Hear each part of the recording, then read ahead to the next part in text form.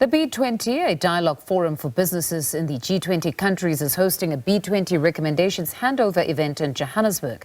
The B20 Recommendations Handover Event marks the formal submission of outcomes from our 8 task forces to the G20 Presidency.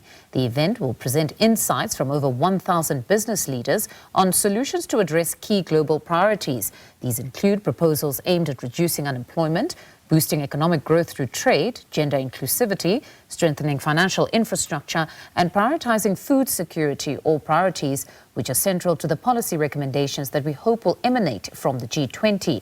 Our reporter, Glorious Sefako-Musi, is there and joins us. We are coming to you from the B20 Recommendations Handover Event. This is the formal event where the group of business people from G20 countries will be handing over the outcomes of their discussion that they've had over the year to try and get the priorities that they would like to be focused on to be handed over now to DECO. Some of the issues that we can understand will be discussed are issues like the current fragmentation that we've seen, trade tariffs, and in a way trying to get to solve global challenges, to try and make sure that we have inclusive growth that includes everyone, try and resolve the unemployment issues that we are facing. But to tell us more about this, we are joined now by the B20 Sherpa, Sefako-Musi. Thank you so much for joining us. Thank you. Take us through the priorities that you've put forward. Well, the B20 theme is inclusive economies, inclusive growth, prosperity through collaboration and cooperation. So essentially what our recommendations hope to achieve, if they are implemented by the G20 countries, is to actually create inclusive economies, to enable the majority of people in those economies to actually prosper.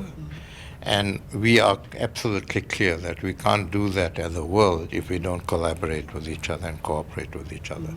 So some of the critical issues we're looking at are trade and investment, for instance, and we're absolutely clear that countries need to collaborate, that we need to use multilateral organizations to actually promote trade, but those organizations need to be restructured to also understand and talk to the changing economic world, countries in the south coming to the fore, and the dynamics are changing.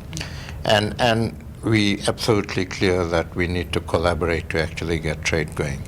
We've also put Africa at the center of the B20 agenda. So we promoted the African Continental Free Trade Area and the opportunities that Africa has to offer to the world.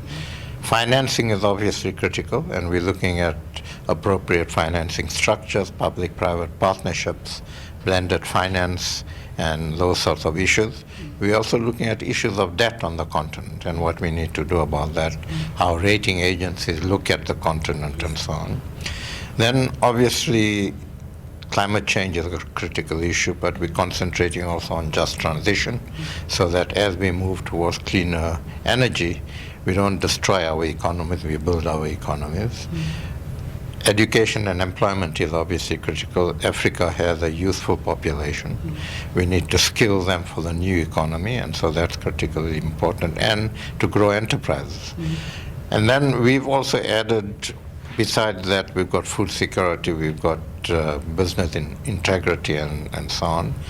But we've also added industrialization and industrial development because we believe South Africa and the continent needs to begin to turn its natural resources. All right, that was our reporter there, Glorious Sefako, in conversation with B20 there, Sefako-Musi.